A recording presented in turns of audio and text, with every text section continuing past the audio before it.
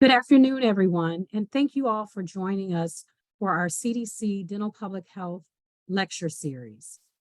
Next slide. I'm Dr. Gina Thornton-Evans, and I'm the director for the CDC Dental Public Health Residency Program and also the team lead for surveillance, investigations, and research at the Division of Oral Health at CDC. Next slide. This lecture series is designed to help current and future dental public health residents gain a better understanding of the 10 dental public health competencies and of the current topics in the field. These webinars are for current dental public health residents, prospective residents, and anyone interested in the field of dental public health. Each lecture will feature experts in dental public health to provide a deeper dive into their experiences and each competency. Each webinar will be announced via email, and the date will also be posted to our website a few weeks in advance. If you would like to be notified about upcoming webinars, please scan the QR code on the screen and subscribe to the Dental Public Health Residency Program email series. You can also click the link in the chat. Please feel free to type your questions into the chat box, and we'll answer them during the Q&A portion at the end of the presentation. Next slide. By definition, dental public health is a science and art of preventing and controlling dental diseases and promoting dental health through organized community efforts.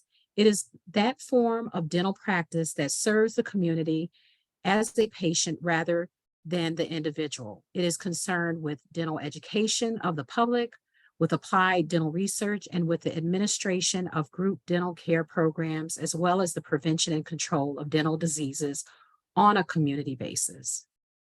Next slide. It is a great pleasure and honor to introduce our featured speaker today, Dr. Harry Goodman. He is a retired former Maryland State Dental Director, having served in that position for over 20 years. He received his DMD degree from the University of Medicine and Dentistry of New Jersey, his MPH from the Johns Hopkins Bloomberg School of Public Health, and a certificate in dental public health from the University of Michigan School of Public Health. As a former ASTDD president, he also serves as the chair of the ASTDD Dental Public Health Policy Committee.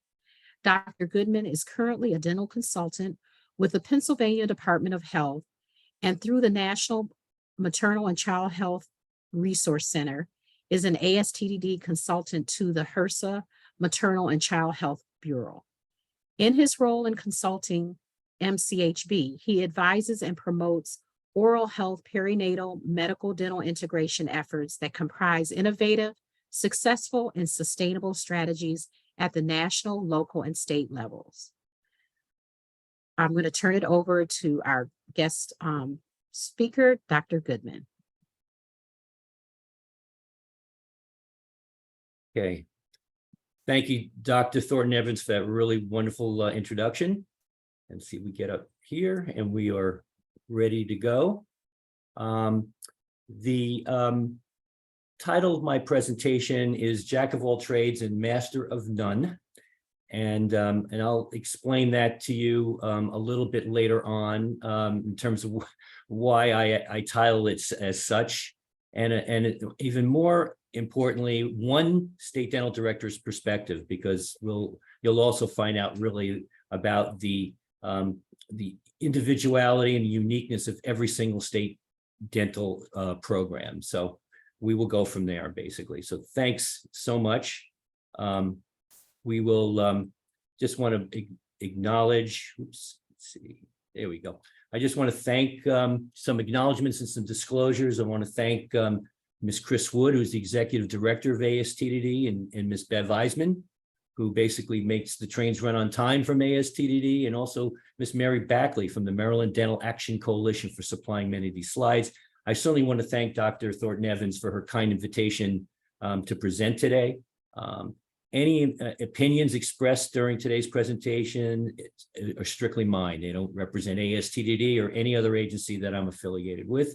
And just I have no financial relationship or interest in any commercial entity, and I certainly am not receiving any financial support for this presentation. So my story, and Dr. Thorne Evans asked me, when I asked what she was looking for, she really wanted to hear a little bit about my story. Now, anyone who knows me knows that I'm sort of a back row kind of person, kind of shy, don't like to really present like I'm doing right now.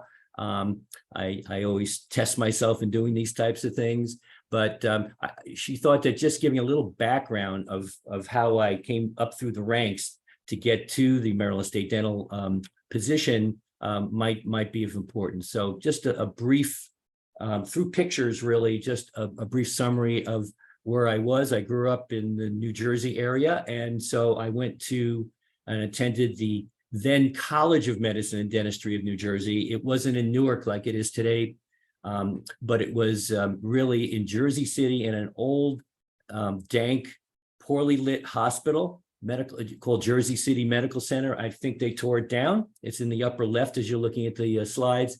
And if anyone is old enough to remember the TV show St. Elsewhere, that's what this looks like, basically. Not an exciting place to go to school, but it was my home state school. I eventually graduated there in '75, and then started to practice a little bit with a friend of mine in New Jersey. And that's the right side. I actually grew up on the New Jersey side of the George Washington Bridge, and you're overlooking New York, and discovered that I really wasn't made up for for private practice. And so one day I was just riding the subway. And when anyone who grew up in New York knows, you don't look at people in the subway. You look up and you read all the stuff that's on the walls. And there was one advertisement for a program called Volunteers in Service to America, or VISTA. It's probably a precursor to today's AmeriCorps. And I signed up for it. Couldn't get into any kind of public health programs because my grades in dental school were certainly nowhere close to meeting that level. So this was sort of my chance to get into public health. And I got a position in New Mexico. And the photo on the lower left is literally the road that it took me to a small little town, which is in the middle there of the bottom row, called Estancia. And that road literally had one turn and went around a tree that kind of grew a little further into the road. I actually learned how to ride a motorcycle on that road, basically, because it was pretty safe. Finally, in the lower right was a local health department. It was the Torrance County Health Department. Excuse me. It was a little one-chair clinic that the state ran. I worked basically for the state health department and became, without knowing very much, fresh out of school, I became the county dental director in Torrance County, which is a huge county, but sparsely populated, mostly Hispanic in background, and an amazing culture shift for me, to be perfectly honest. Eventually, I eventually went to and became the dental director of it was then a community health center, but then a federally qualified health center called the Albuquerque Family Health Center. And I did that for many years. And that's on the top left. And then you can see me when I had hair on the top right. And if you look really close, you can see that both my assistant and I were not even wearing gloves. This photo was obviously, excuse me, in the early 80s and preceded obviously the big game change with that HIV and AIDS brought in terms of personal protective equipment. But I still keep that photo to remind me of where we used to be. Without really having a public health background, I began to realize that I was like a dog chasing its tail in terms of what I was accomplishing, because really it was just repeat patients coming in, continually doing restorative, chucking way too many first permanent molars. And I thought, there's just got to be a better way. And so in about 7 or 8 years into my practice there, I decided to go the formal public health route. And so the lower left photo is a picture of it was then called the Johns Hopkins School of Hygiene and Public Health, or Public Health and Hygiene, I can't remember which, in Baltimore. And that was a game-changing experience for me. I just never saw the world in the same light after attending that institution. It wasn't known for dental. I kind of was the de facto dental expert there, and I didn't know all that much, so there was a lot of pressure on that. But what it was really good in was epidemiology, statistics, and international health. And I learned so much in that area, and it was the international health that really was a total eye opener, because if you look at the very top level of that picture, that's an entire cafeteria. You have a beautiful view really of the city, of the lights of Baltimore.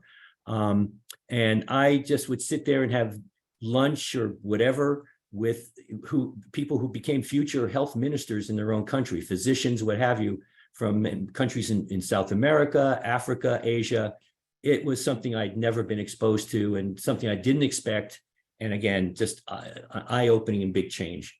Eventually, I went back to Albuquerque, to New Mexico for another year, but really knew I had to continue to pursue a formal public health education.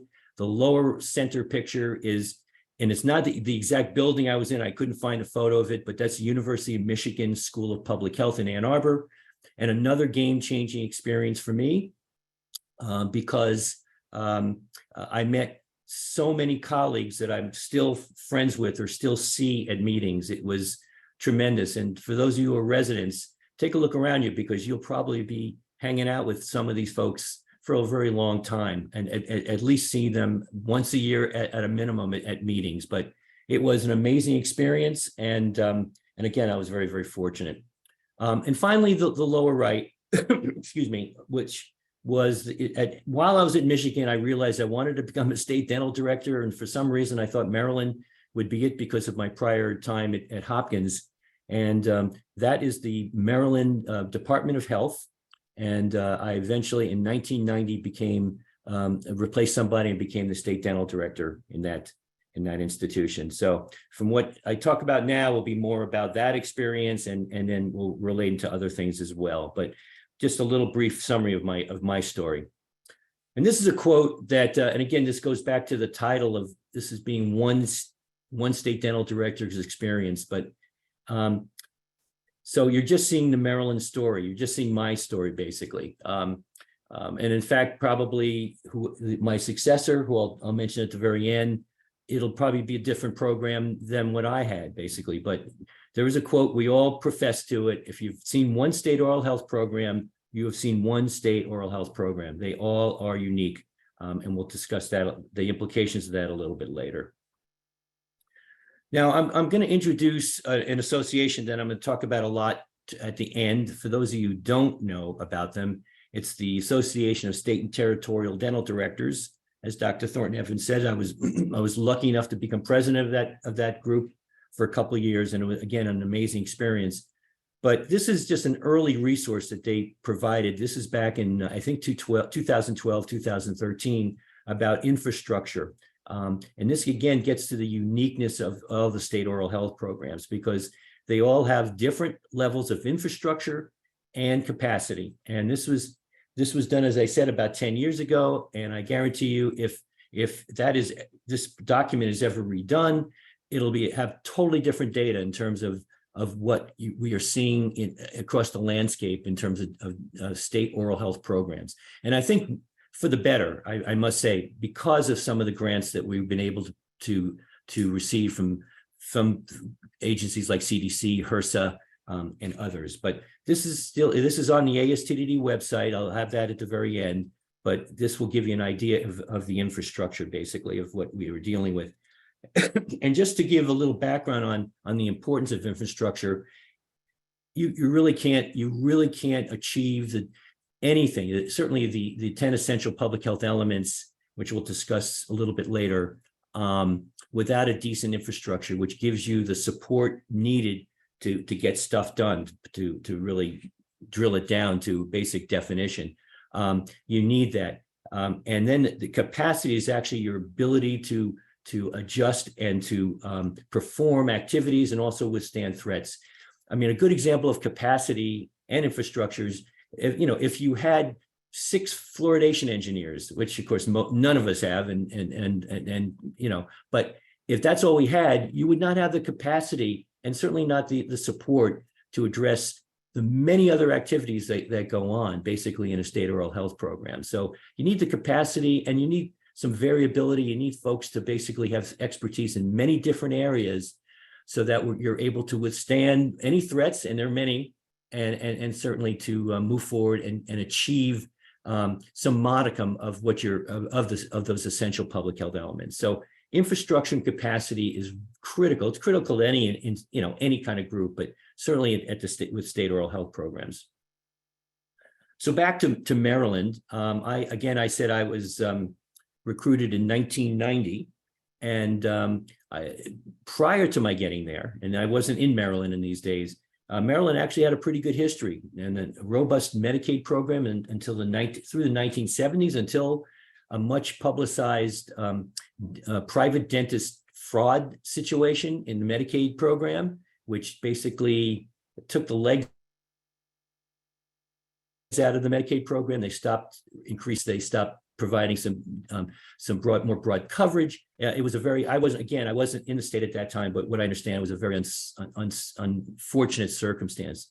A little other interest, the DMFT, the DMFS, that we use to measure caries and caries experience, untreated caries, what have you, was first used I think it was I can't remember exactly the survey, but it was a survey used in a small town in Western Maryland, basically called Hagerstown. So that's a little bit of fame for that town. And then we take great pride in the fact that Maryland was an early implementer of community water fluoridation. Baltimore City was one of the first adapters of a big city to water fluoridation. And fortunately, that continues today. And we haven't dipped below 92% for the longest of times because of the water systems in Baltimore City and a few others that are in the heavily populated areas around the Washington, D.C. suburbs. So that's certainly, we're very proud of that, and we'll continue to be proud of that. But what I encountered in 1990 is that because of the problem with Medicaid, all of a sudden the emphasis, the impetus on oral health was definitely down, and basically everything was in a down mode.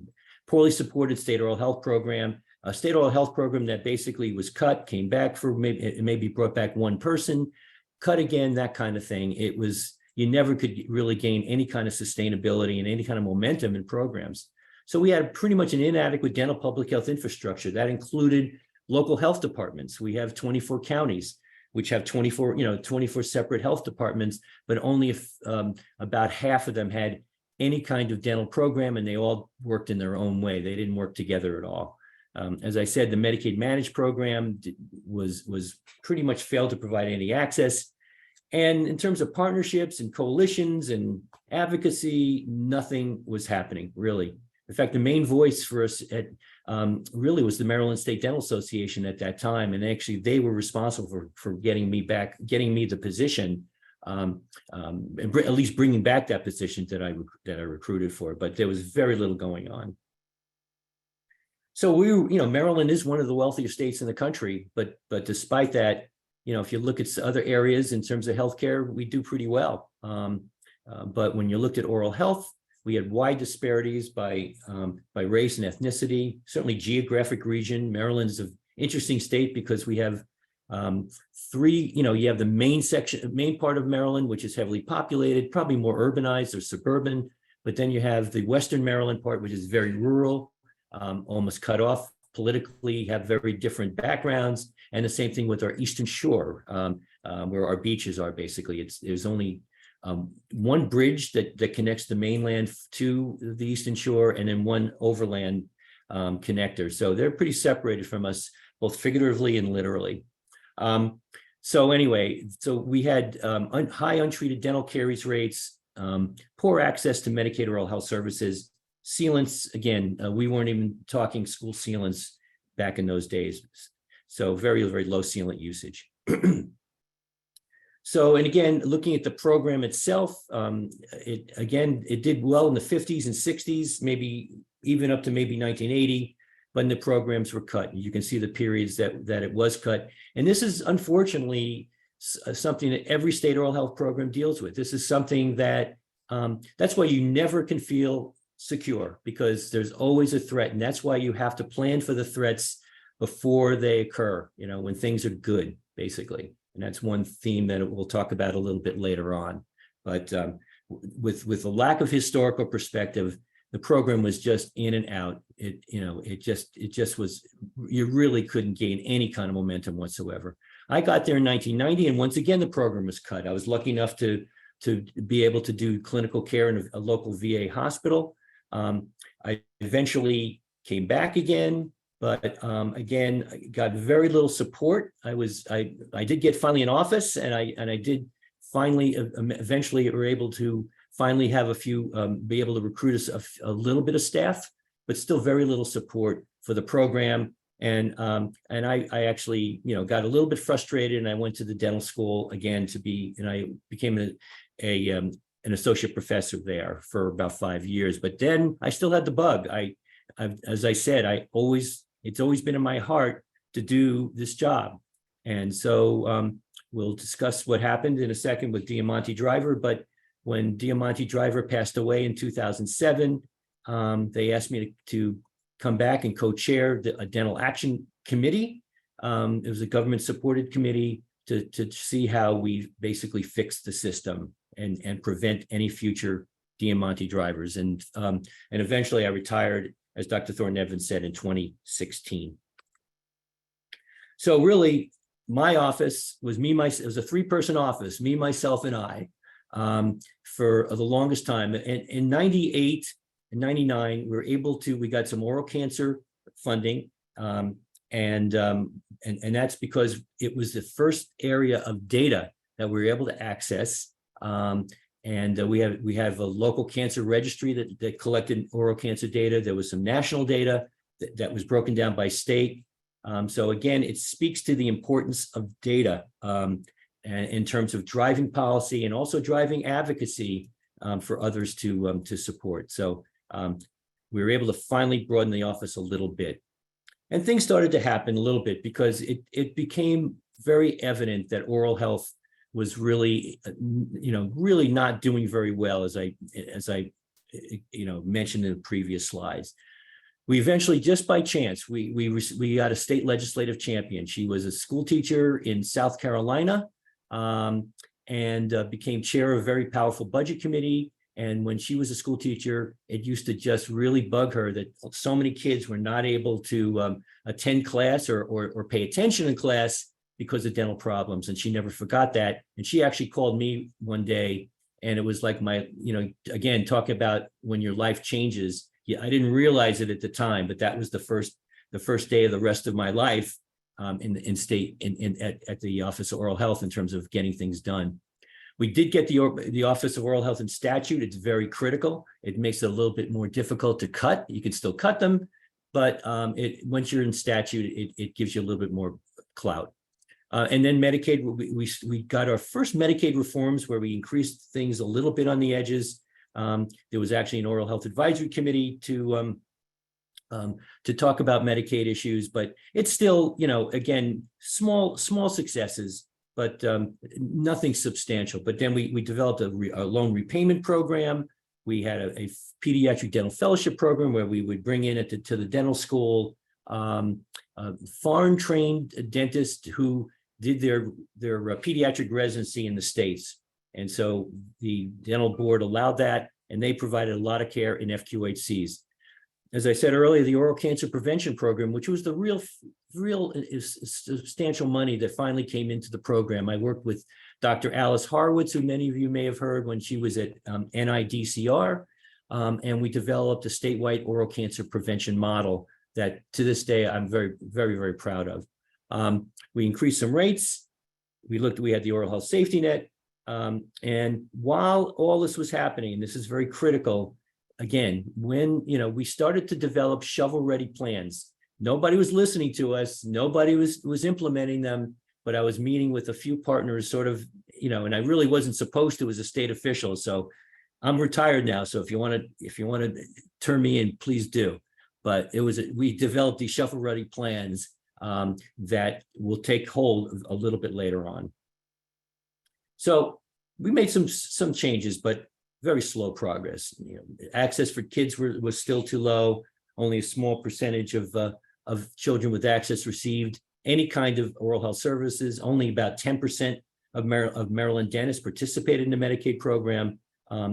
But again, and we started shopping around that shovel-ready plan. I would get myself invited to state legislators and everything. We just discussed what can be done, but it really didn't go anywhere at that point. There was just no sense of urgency to do anything. Funding was tight, and what have you, basically.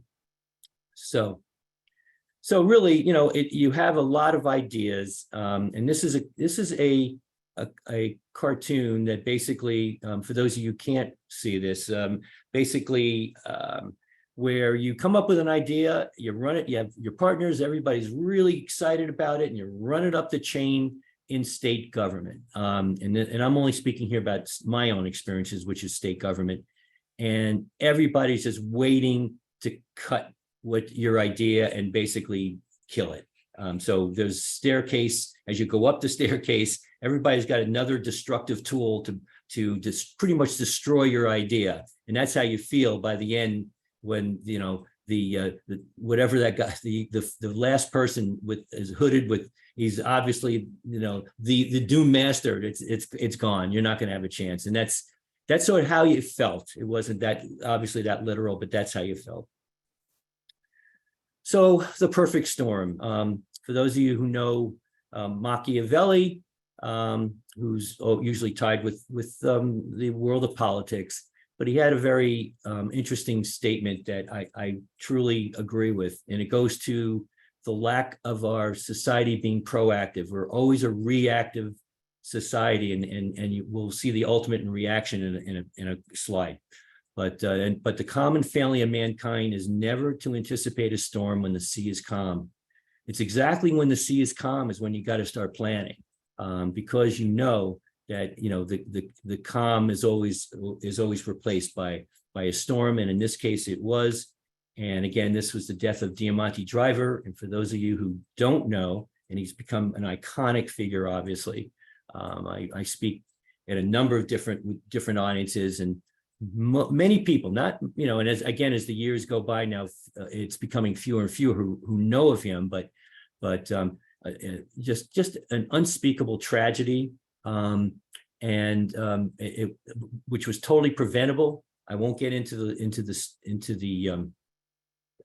specifics. If you want to go into the specifics, what's her name? Mary Otto, who was the Washington Post columnist, wrote a book called Teeth.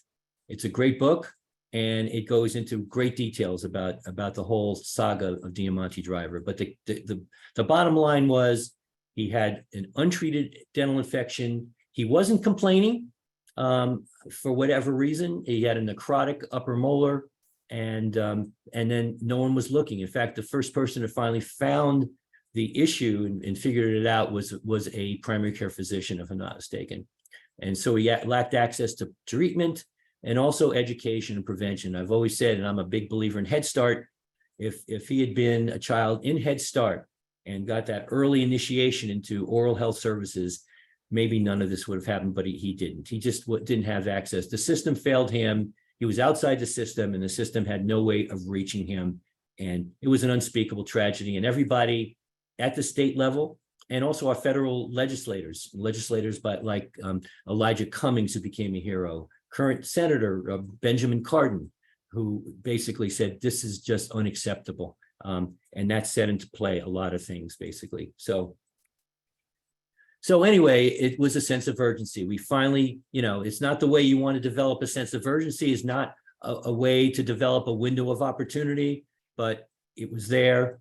And, it was time to basically try to take advantage of that window of opportunity and get something done.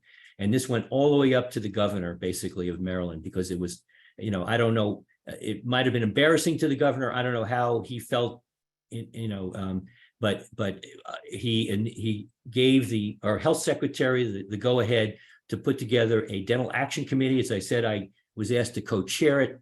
And it was, again, an amazing set of meetings. We met over the summer of 2007. And by September 11th, 2007, we came out with the report. We had 7 primary recommendations. And guess what? just about every one of them was part of that shovel-ready plan we've been working on a number of years prior. And just to quick, to go fast here, all recommendations were approved. The budget, which was huge. I mean, you can get the approval, but then the budget has to follow that. The budget is all important. And sometimes there is a disconnect between what's appropriate, what's approved and what's appropriated in terms of dollars. And so we did get new state funding for the first time, like in forever. And that was very, very important. But we were all on pins and needles until we actually saw the governor's budget in 2008. And then we got the support of Maryland state legislators and federal legislators.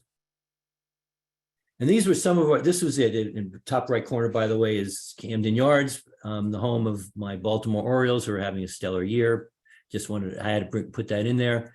But Medicaid, we really reformed the Medicaid program. I don't want to get into whole statistics. I mean, a whole bunch of description here, but Maryland's Medicaid program was made up of managed care organizations, actually 7 in total. And those at the time were subcontracting with about 3 or 4 dental vendors. So it was absolute mass confusion for both providers and the public. And you just, you didn't even know if you had a question, you didn't even know who to ask that question to. So we basically carved that out of that system, and we developed a single administrative vendor just for dental, one vendor. We developed a request for applications or proposals, an RFP.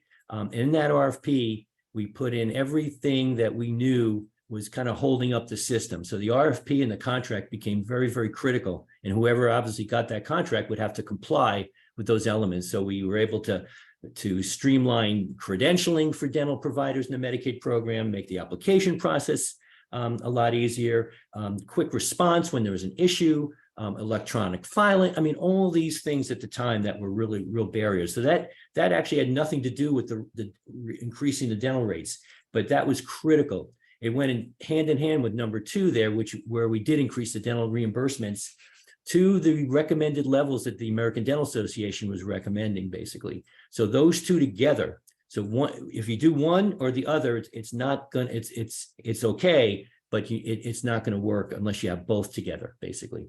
We decided we got funding. We got capital improvement funding to expand the dental public health safety net.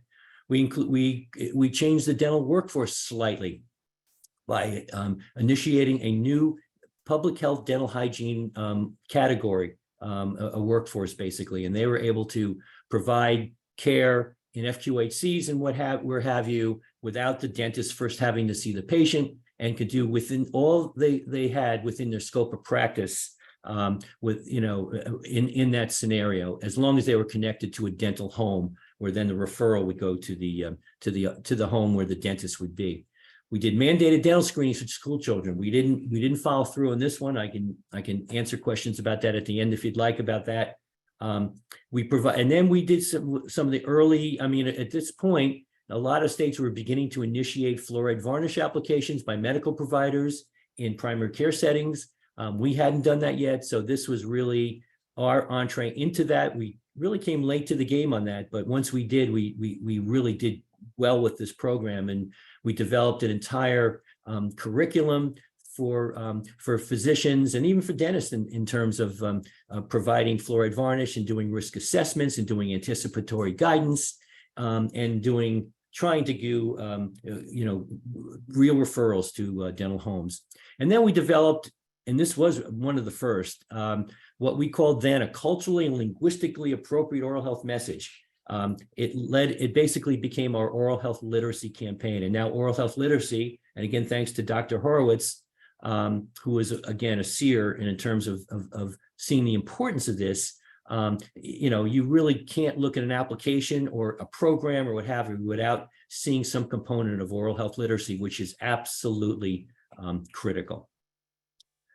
But still a rocky road ahead. I mean, just because you have that pass, now you got to do it. Now you got to implement it. And the governor's invested funds, the governor's invested political capital. The health secretary knows that the governor's invested political capital, so there's pressure on you to succeed. So we had to do it was a lot of pressure, and again, we didn't really have in our office just yet the right infrastructure and capacity to do a lot of these things. So it was it was seat of the pants kind of stuff, but we grinded it out and we got it done. So we eventually met the expectations of everybody. I had to go to budget hearings for years, because even after that first year, you get your budget passed, you have to go back every year and you still have to defend it, and that means you have to come there with data to show why, has there been a return of investment, basically. So and that was always nerve-wracking. That was probably some of the least enjoyable moments of my life in that office. When you're going to speak before legislators who know nothing about oral health, know nothing about you, really don't even know the Diamante driver stories, many of them. And you have to kind of repeat everything, basically. But so sustainability and funding was absolutely critical. Then we get into issues like how to procure and purchase services, developing contracts. I had to persuade my own administrative leadership to expand their office. Again, at that point, we had maybe 4 people in the office, I think, maybe 5, I can't remember. And they fought me, actually. They didn't see the point in it. And so, rather than be confrontational with them, I just, kind of took their recommendations, but still went ahead and started using, in fact, CDC, and we'll get into that, gave us our first major grant. I'll always be indebted to CDC for that. And it was kind of an infrastructure grant to build positions. And without that grant, we would not have succeeded, because we were able to build a lot of positions for specific categories, evaluation, epi, sealants, water fluoridation, all of those, basically. We eventually got cooperation from the dental professional organizations, sometimes, not overnight for sure. They took a while, but eventually we did get it, because everybody was sort of on the line. They knew that there was a sense of urgency, and, even if they didn't agree or believe in your mission, they knew they would look bad if they stepped in your way. So, and we got a number of partners on board, and we actually, for the first time, at that point, began to work with Medicaid, who up to that point did not understand the big deal about why the importance of oral health access. They just didn't. And, there's some Medicaid programs across the country, and that's why I say every state's different. Virginia comes to mind, where amazing sensitivity to oral health from non-dental people, basically, but not in Maryland. It was not the case. So we did good. I mean, I'm not going to go through everything, but we increased the number of providers dramatically. These are some statistics even after I left. I don't have the most recent, but they're pretty much in the same category. The only issue is that we've had reductions due to COVID, which is understandable, I think, across the country. And hopefully we're going to rebound. But you can see where we came from August 2009 to August 2017. The same thing with our medical providers, a dramatic increase, as well as we doubled the number of providers. Same thing with access to care. We actually, we at one point in 1997, were 20% of our Medicaid kids aged 4 to 20 receiving any kind of dental service, which put us at the bottom of the list, according to the ADA at that point. We increased it up to almost around 68%, so a dramatic increase. And we actually went, I used to say, from worst to first, because it sounds good. I don't know if we were ever first in this area, but certainly we were up there, basically. And same thing with the fluoride varnish applications, which continue to this day. And now I think we are going to probably be entering the world of applying SDF, silver-diamine fluoride. Also, again, that's something I'm just hearing anecdotally, but certainly something to look at, basically. So we also, and as I said, we got our state funding. We never did get any more state funding, but our biggest achievement was to keep it level funded. That was an achievement, honestly. We got a significant amount of funds, in 2008, 2009, and just to be able to hold on to that funding to the point where I wasn't getting invited to budget hearings anymore. So I knew we were safe, but that took years. And in the interim, and to fill the void, because state funding would not have been enough, we were able to get our CDC funding. We were, I think, in the second wave of CDC grants. Again, it was fortunately the infrastructure grants, and we've been funded ever since through CDC, and we're always grateful. Same thing with HRSA, which was a workforce grants, and where CDC focused on certain areas, HRSA would focus on different areas, basically, and you could basically they could, complement each other. We also got some special grants from other associations. And again, we did our literacy campaign, which, to this day is ongoing. I won't go into all the particulars basically, but again, you can see our messages. Basically, this was geared to the public, to women's at risk of children 0 to 6 years of age, and that oral health is important.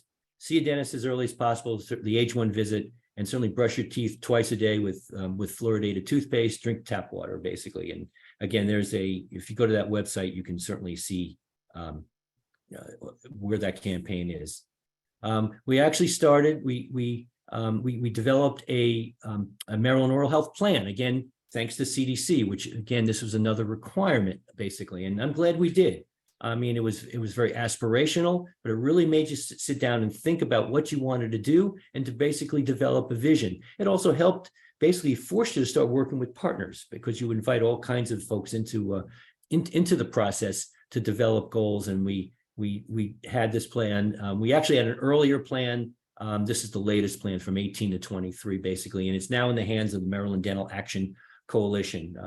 And we work, and I'll talk about the coalition in a second, but we work very strongly with the coalitions, and oral health coalitions are critical to the missions of an oral health mission of the state. And that's what we did. We actually turned the old Dental Action Committee, which was again a government charge. So, they had limits, if you work in government, there are only certain things you can do. But an independent group, which is what we turned the DAC into, the Maryland Dental Action Coalition, can just do so much. And of course, they can be your advocates.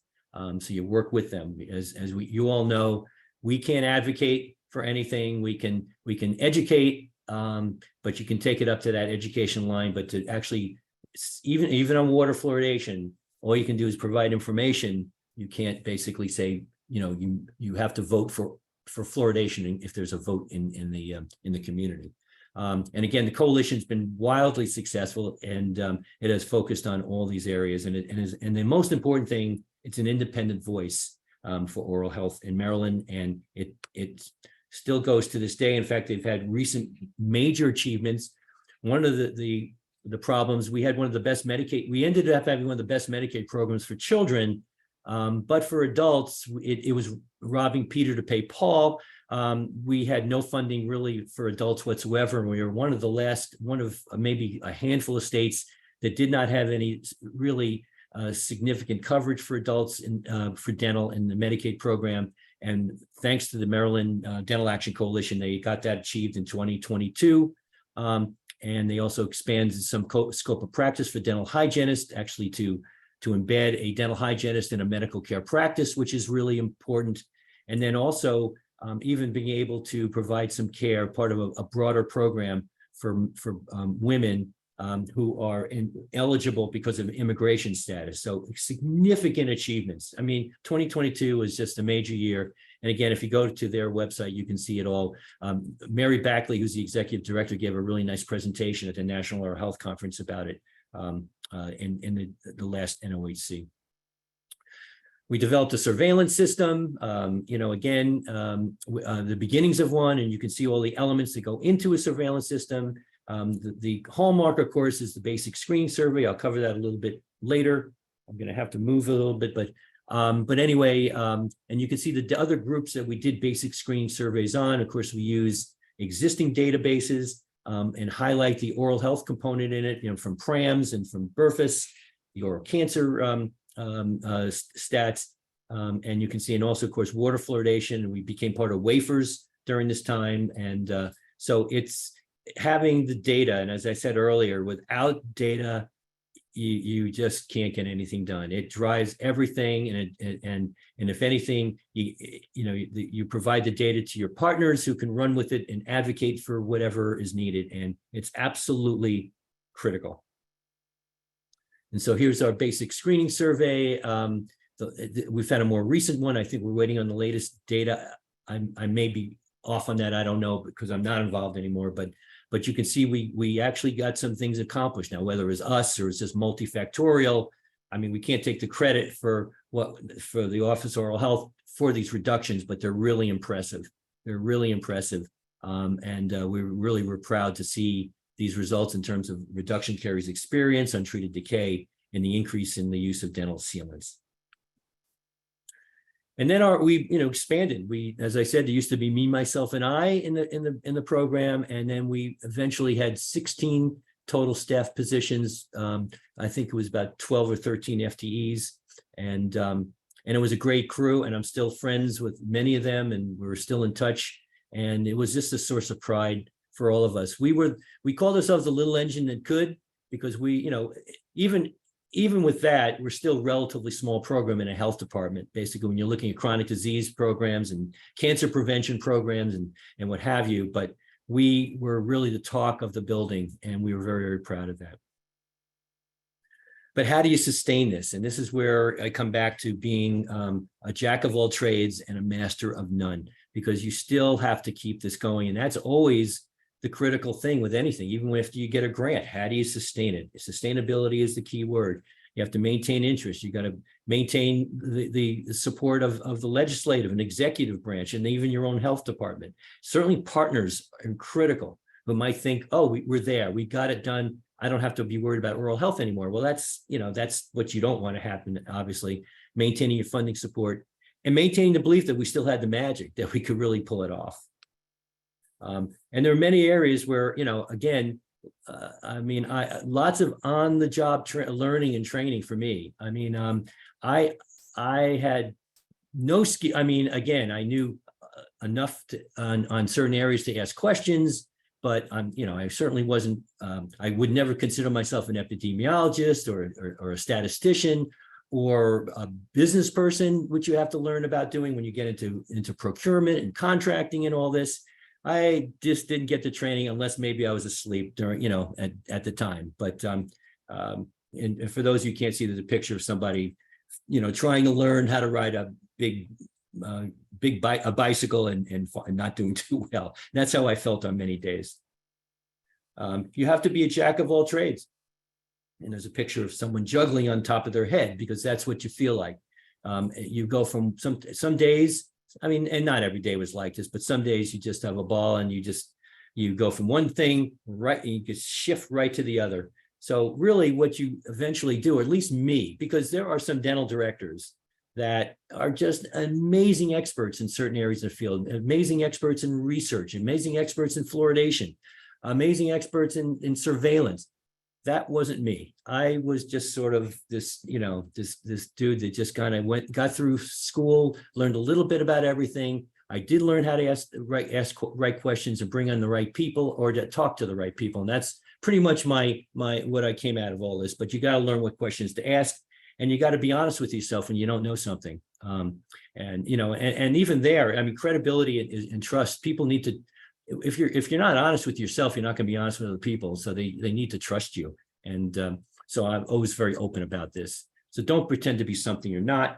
And don't be afraid to cry for help from your partners who might know something. And partnerships, again, it seems intuitive, but it often doesn't happen for whatever reason. But I got it in terms of maybe because I was in such a lonely place that I knew I had to lean on other people. So the key to success, honestly, is partnerships, and working together, developing a sense of commitment to a common theme.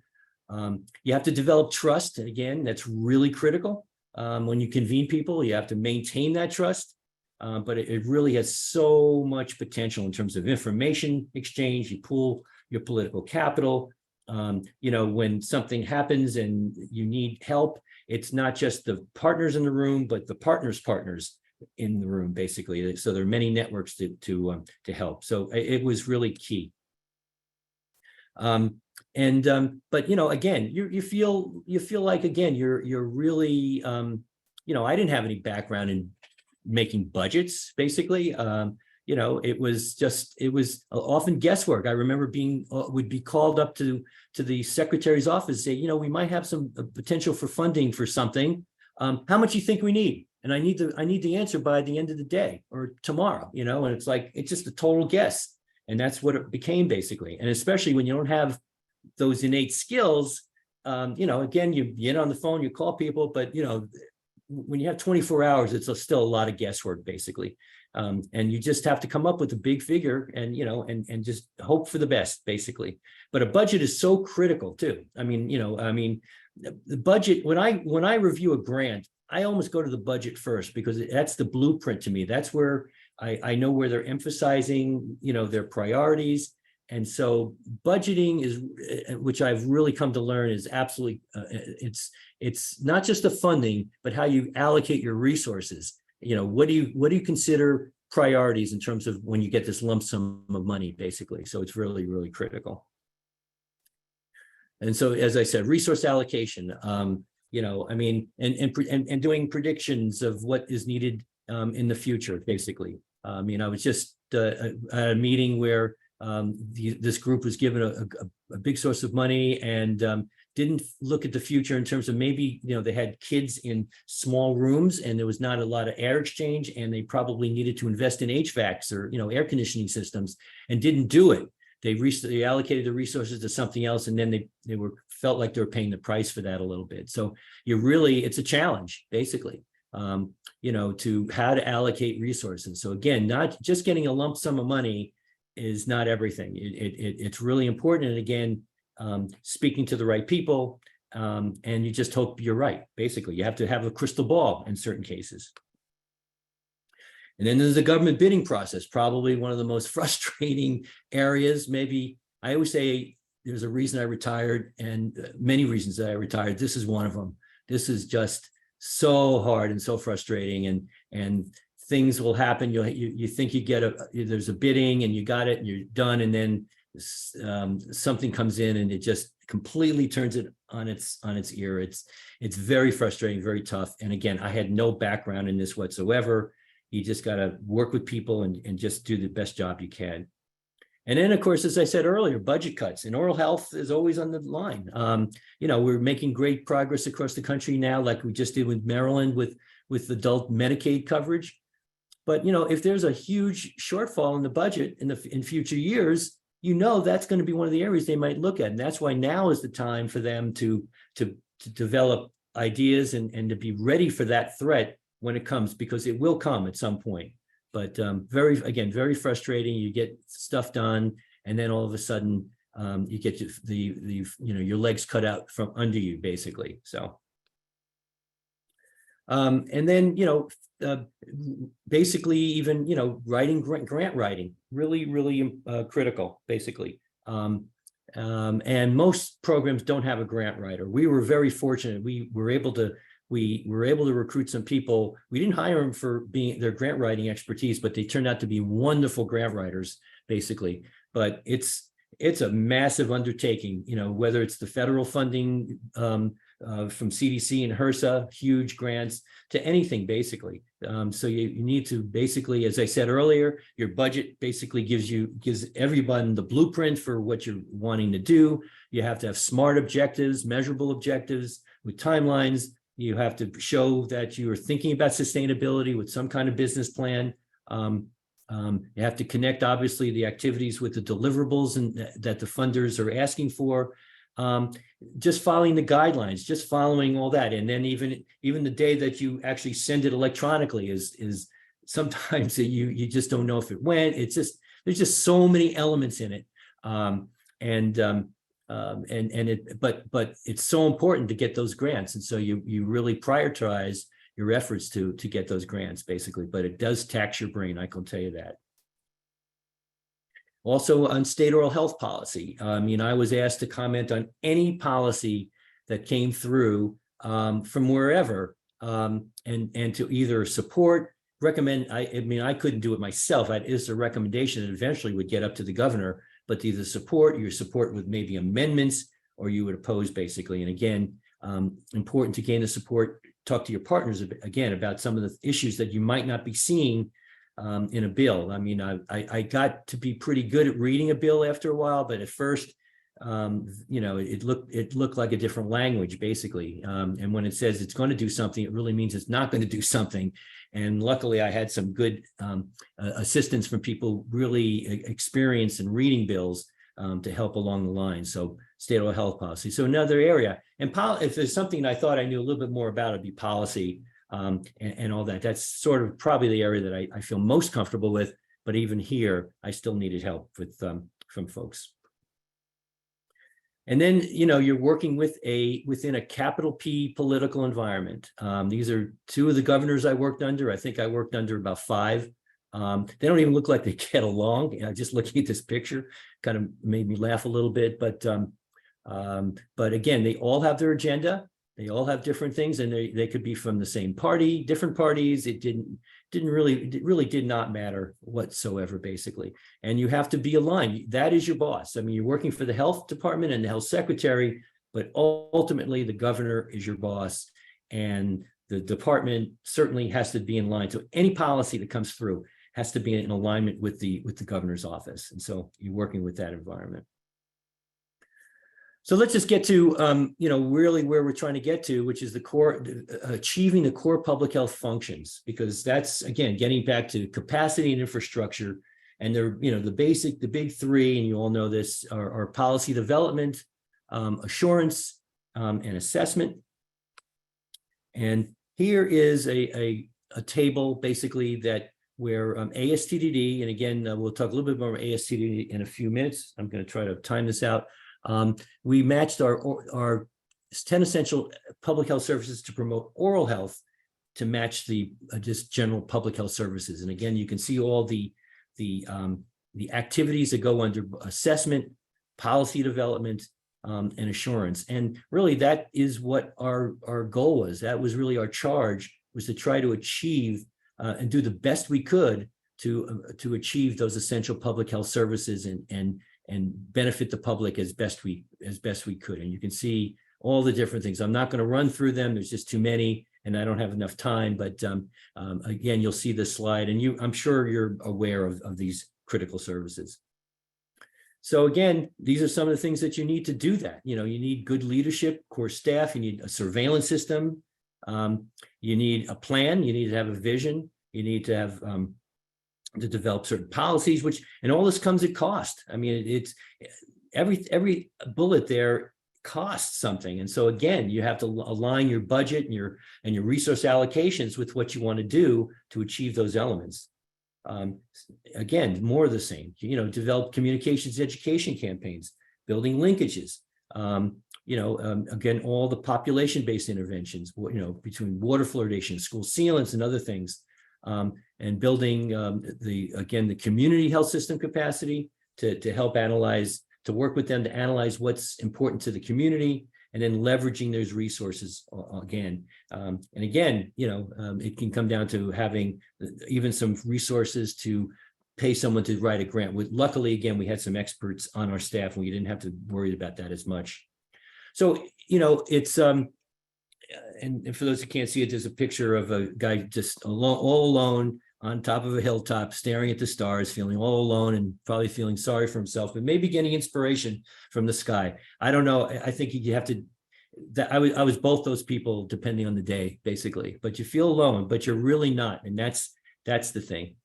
And why I've never felt alone, and again, getting to the importance of working with partners and everything, is being fortunate enough to have the Association of State and Territorial Dental Directors, who are your fellow colleagues. I mean, there's any group of people that can relate to what you're going through, and can, in their own states. And again, every state is different, but we all deal with the same issues that I just went through.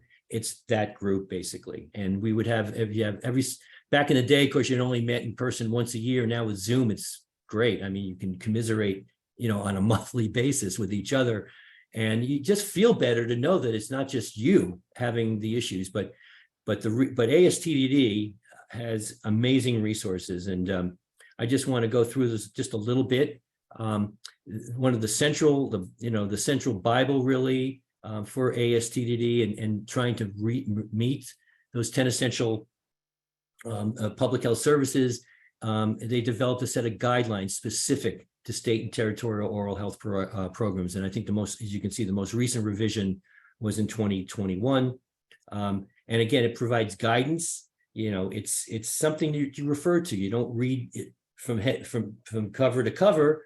but something that's there. And when an issue comes up and when you're trying to figure something out, you refer to it. And if it's not in there, then you got to call somebody within the association to kind of clarify things, or other partners, of course. But it does promote a lot of activities that I kind of went through in terms of how best to achieve those the 10 essential public health services. And then we have our own competencies. You know, I listened to Dr. Thornton Evans talk about competencies within the dental public health residency program, but we have our own competencies in 8 different domains, basically. And again, the focus is on the core public health functions and essential services. And these are basically within the public health realm. They're not clinical competencies. They, you know, we have done state reviews where a group of us will go to another state and just basically go through their program from cover to cover. And our Bible, really, in terms of making reviews, whatever, are the competencies. And there are also some self-assessments within the competencies that the directors can look at and say, well, how well am I doing in this particular area or another particular area? So it's critical for strategic planning, and, you know, aligning your staff, your infrastructure with your capacity, and certainly find your gaps too, so that even if you cannot do it, you know, basically then maybe you need help from your oral health coalition or something to advocate for whatever is needed. But it provides all of that. And again, this is developed by ASTDD to help us basically. Just running through a couple of things that ASTDD does. They have best practices. And I've been fortunate as the chair of the policy committee to work with this best practice committee, basically. And you just learn so much, basically. And what best practice approach reports do basically is you learn, you know, best practices. You also learn about promising up and coming practices that are good, and you learn what's out there basically at the state or local level, basically. So you have great examples. And so if you're thinking about doing something, it might be a good first place to look at and see, well, you know, what is a certain state doing in this area that you're interested in. We have a state synopsis that's actually housed in the CDC website, basically. And the state synopsis is an annual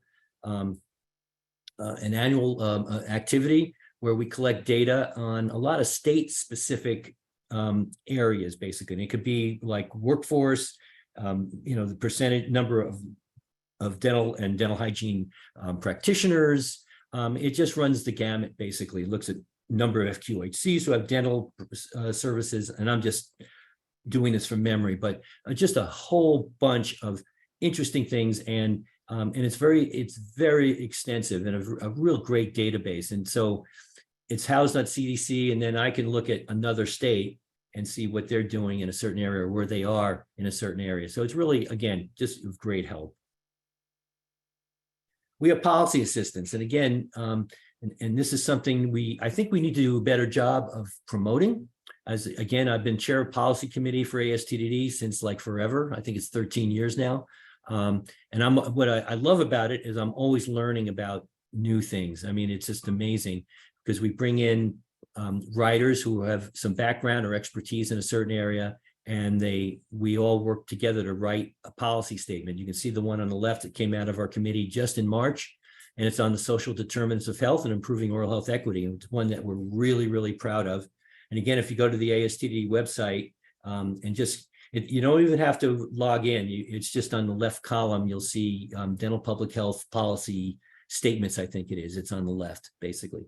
And then on the right side is some of the best practice approaches again. And this one, again, is on the recent best practice approach done last September on the school sealant programs, basically. And again, and the policy statements are a lot more brief. They provide, you know, basically the basics and what the problem is, and then the methods to try to resolve the problems, and then probably about 35, 40 of the most important references. Best practice approaches are far more extensive, and there's really no limit to them. And they can go, as I said, into many different examples, many different references, and probably do a much more detailed analysis of whatever the issue might be. Then again, I said it's enough already, but surveillance systems and ASTDD is phenomenal with assisting on state oral health surveillance systems. They've had two consultants who are just expert in helping states conduct a basic screening survey and in many different other areas. You can see the form to order the BSS tool that's out there, it's again the assistance you get is just immeasurable. I'll give one example. When we were doing our BSS, we used to have patients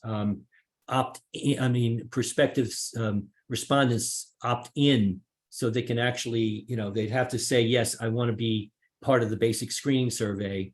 And we had like about 20% response, I think, on one of ours. Through the help of our technical assistants out of ASTDD, we eventually figured out how to do an opt-out. And we went from like 20-something% to 80-something% in terms of response rate. So that was just immeasurably helpful. And then there's something that's up and coming. I wasn't a director at the time, but it's the National Oral Health Data Portal. It's developed by a guy named John O'Malley, who's brilliant, and it's still being built, but it's there for your help, and you can just look at all kinds of data systems that are there. It's not, I don't know if it's all inclusive yet, but it's an amazing source of also of information in terms of, again, what you're looking for in terms of data. And again, the basic screening survey probably is the hallmark surveillance indicator. We look at basically third grade, sometimes preschool. We look at maybe Head Start, sometimes adults. Some BSSs also include kindergarten. But again, we have just a ton of stuff in terms of how to conduct a BSS. And I think one thing that I think has really been impressive is that even with the impact of COVID and schools shutting down, and then being maybe, you would think maybe more reluctant to let outsiders into the school because you basically go into a school to conduct these things. We've been able to persist. And I think that's, again, partially the result of the resources that we have. I think, we don't look like a fly-by-night type of group. I think the schools sense that we know what we're doing, and we get a lot of thoughtful guidelines and suggestions from our consultants on that.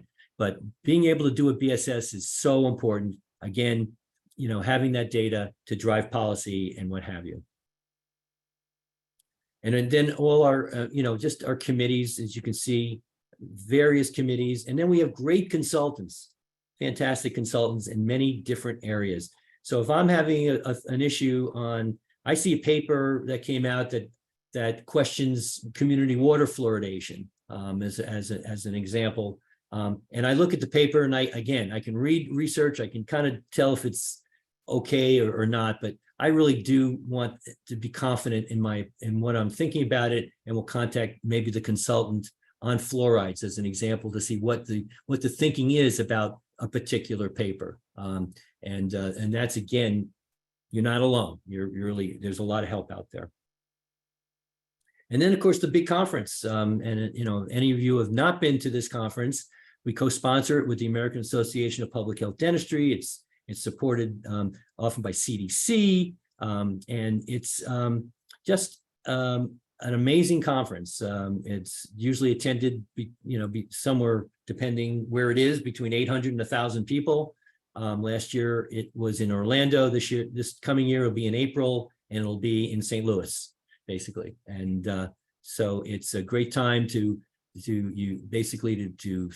new posters, see community-based activities, as well as the latest research. The first time I ever heard about SDF was at an NOHC, when Peter Milgram from Washington basically presented some interesting information about SDF. So it's a great meeting. And, if the St. Louis Cardinals are in town, I'm going to the game. So hopefully people will go to the park as well. It's a lot of fun. So back to Maryland, we're very proud of what we did, and I'm not trying to pat myself on the back, because it was just so many people and what have you to get where we are. But we did receive, there used to be report cards by the Pew Center on the states on oral health. I used to fight them. I used to hate them. I still hate them because I think report cards, I don't think really accurately represent what a state is doing in a particular area. But needless to say, I'm still not, I'm not that proud to say I'm gonna show tell everybody we got a high grade in it. CMS, the Centers for Medicare and Medicaid Services, identified us as a best practice in terms of Medicaid access to care, and then CDC and Dr. Thornton Evans. I don't know, I forgot what year that was, but we're very proud to be recognized when the initial rollout for identifying oral health as a leading health indicator. That was a big moment. So again, my thanks to her. But anyway, so these are some of the things that we garnered, and just you want to leave your program in good hands. Basically, you have legacies. At least maybe my ego is I don't think I have a big ego, but I think enough to know I think to leave something. And I'm really happy that Dr. Hughes has taken the ball by the and just run with it, and has actually even expanded the program further. She's done a phenomenal job, and so the program really is in wonderful hands, and that's the best you can hope for when you retire, basically. So just some reflections. Basically, it's a grind. I mean, athletes like to talk about grinding it out, and it is, and so you have to be patient. You can't let the perfect be the enemy of the good. You need to take what you can get at some points, because maybe you'll end up with nothing if you don't. Basically, I think it's important to have a legislative champion. You can't control that, but again, maybe through your partners, they might know of someone who might know someone who knows someone who's in the legislature who really is interested in oral health and doing something. Basically, we were very lucky because that legislative champion actually came to us. You need to have a vision. You always have to have a vision. I mean, this is maybe my most important point. Be prepared, when a window of opportunity opens, basically, and have that shovel-ready plan. And again, do it when things are good, not when things are bad. Be proactive, don't be reactive. And that's easier said than done. I know that, because you have so many things being thrown at you, and you really sometimes can't devote time to thinking ahead, basically. But if you have those moments, please do so and get it down on paper. Basically, it's really critical. Don't take no for an answer. Now, I'm not saying to argue, and if your supervisor says you can't do that, like I said earlier, they didn't want us to expand our oral health infrastructure. I think we use CDC as a leverage, saying, if we don't expand our infrastructure, CDC is not going to give us funding anymore. I think we use that argument, and I think that finally resonated. But don't take no. I can't tell you how many times someone said you can't do that, and I just would just sort of walk away and then just sort of do that, but maybe in a secretive way a little bit. But that was my own little thing. Find ways to create a sense of urgency. Again, you got to personalize it. Put success stories are really critical. I mean, honestly, and again, that's something we didn't realize at the time, because people can relate to success stories. A lot of people, as I said, data is all important, but if you don't personalize that data and make it human and make it understandable by, maybe connecting it to a person who is the embodiment of that data, whether it be not gaining access to care, whatever, your argument gets a little weaker. So it's really important to personalize it. As I said, partnerships are essential. They can be like herding sheep. It can be very challenging. You're always have to be on top of it. But if you're able to develop a good partnership, and there's some wonderful examples of oral health coalitions in the country. Maryland's got a good one. Virginia's got a stellar one. Pennsylvania, there's just many. I don't even want to get into them because I'll insult somebody. But really, some great programs. And then think out of the box a little bit. I mean, think about medical dental integration as an example. Think about when with just other areas basically where medicine and dentistry cross, basically, and so that you're basically, it's a bi-directional relationship. It could be with A1C and with diabetes screening, certainly with hypertension.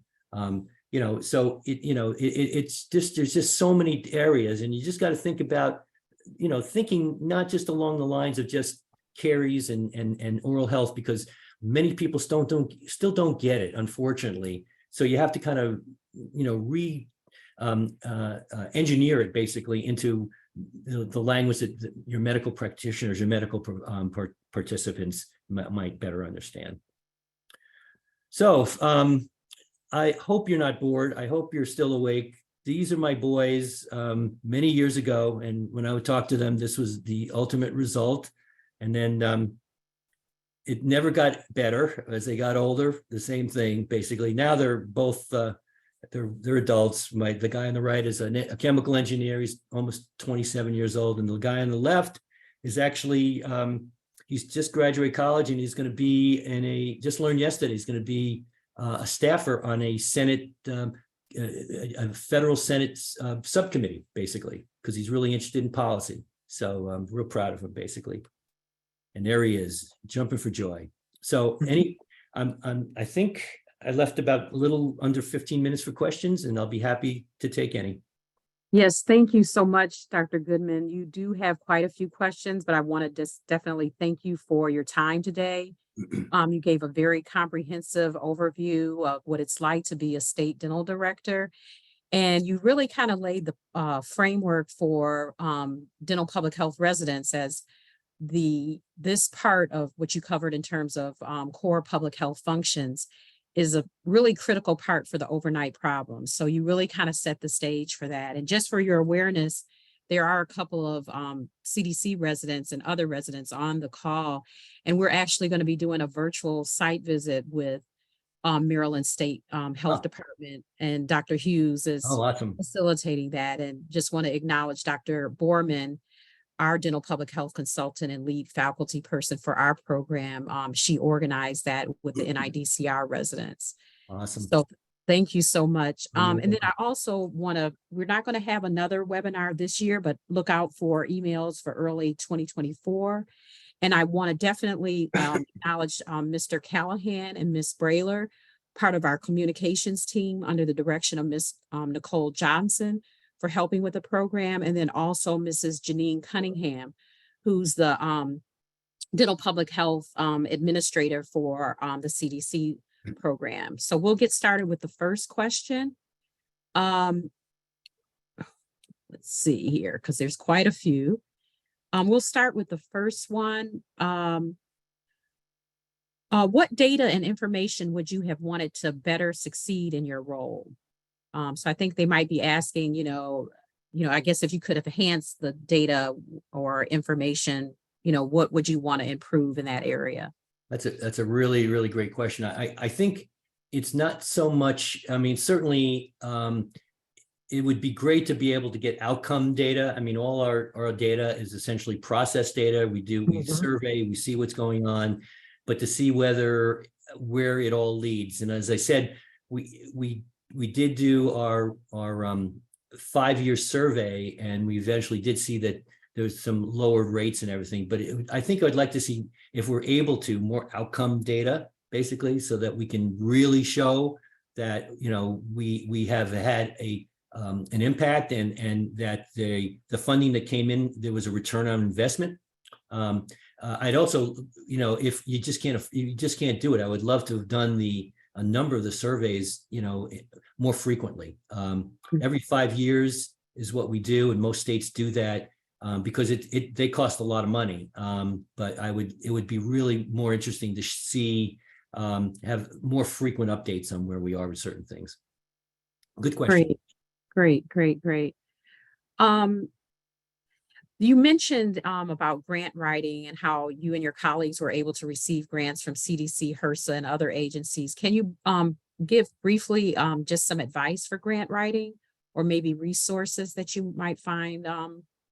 Well, again, we were spoiled by having such a great grant writer. I think there's no real cookbook for it. I think what you need to do first is have a vision. And the first thing we would do when we knew it was a grant that we had to apply for, we'd all get in a room, and everybody was equal. There was no hierarchy, and we do a logic model.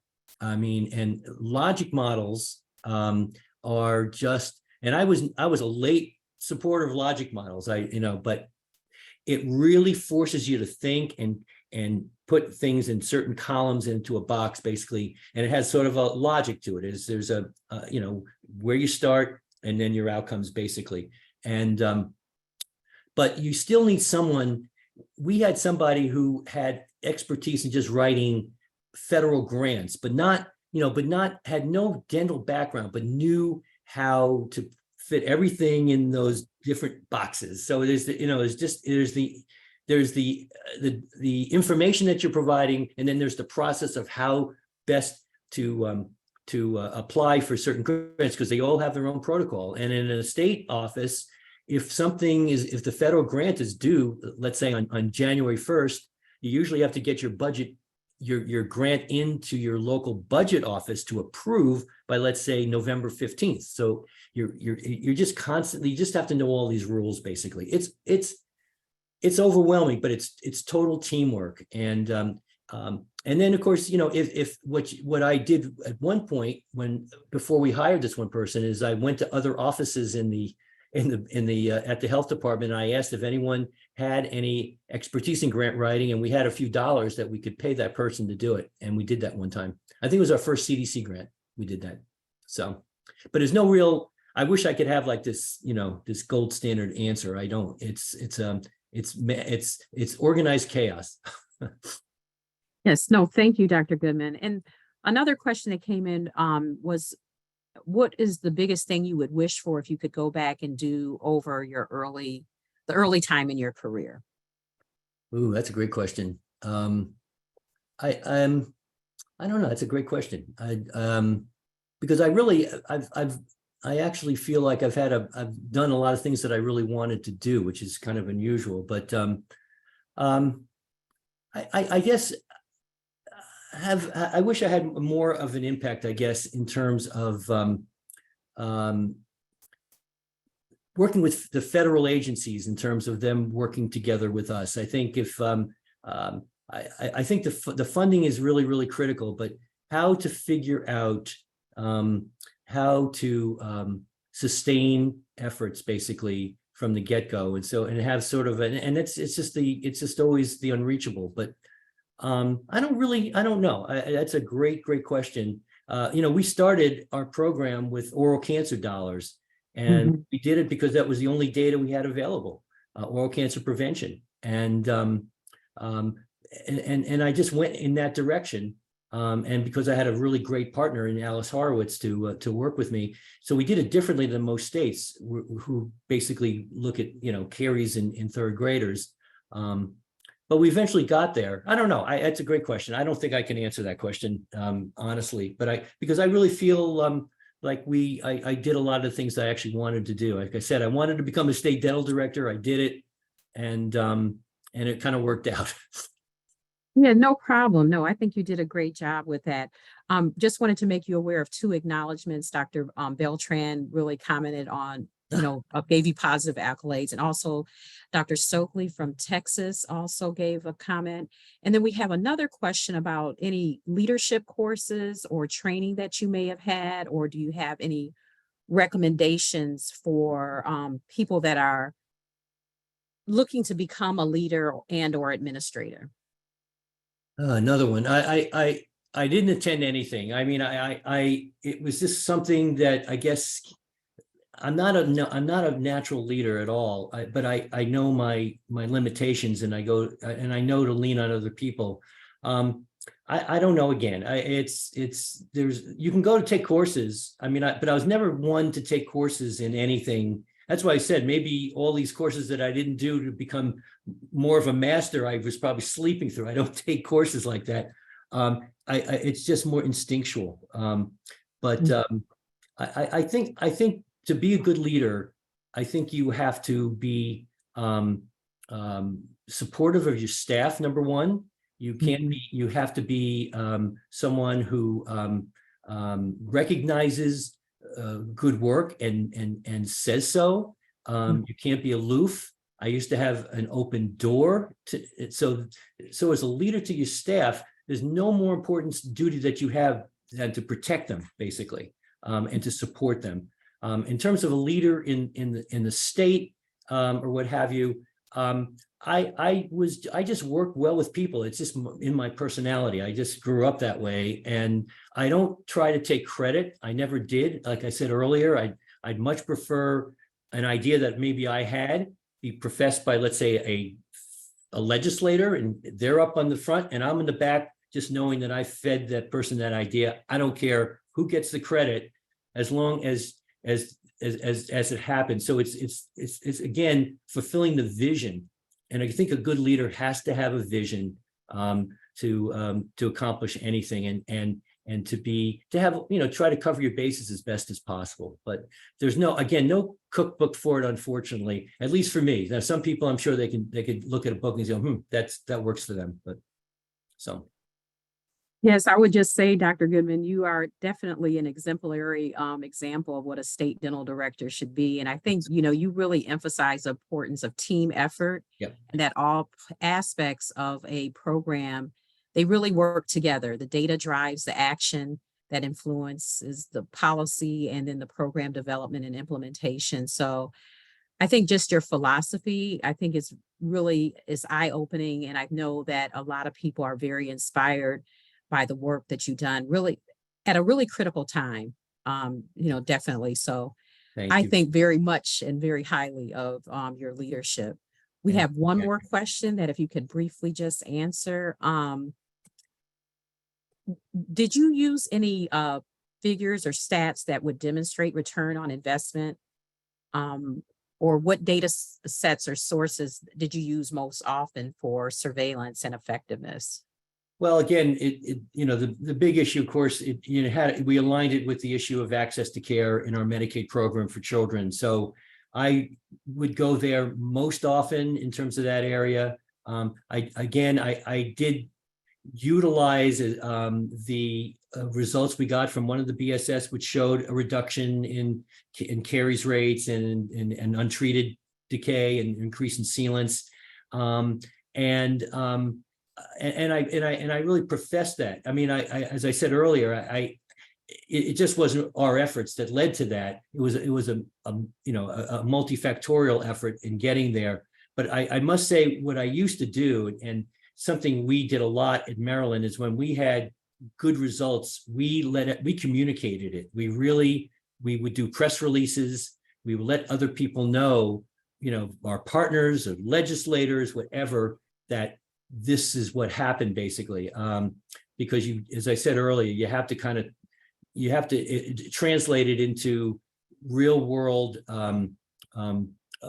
efforts and success basically. And so if someone hears, hey, dental care cavities are down, that was a good investment basically, and so I think you have to let people know. And I think a lot of us forget to do that critical part where you have your successes, but you don't talk about it, and I just think we were lucky to have John Welby, who many on this know. He was our oral health literacy campaign guy, and we always did press releases. We through the department or our own thing. We would even have in-person press releases, basically when we unveiled the new state oral health plan, and that would give us the time again to talk about what we've done, basically. So communication is absolutely critical on showing that you've done something well with the dollars that you got. Yes, thank you so much, Dr. Goodman. And we're almost out of time, but I want to just thank you again for your time and everything. I know you're very busy, but on behalf of CDC Division of Oral Health, thank you again so much for being our guest speaker today. And thank you for all those that were able to attend. We really appreciate it, and look out for future announcements about the next lecture series from CDC. Thanks so Have a much. good afternoon. Thanks so All much. right. I appreciate it. Take care. All right. Take Bye-bye. care. Bye-bye.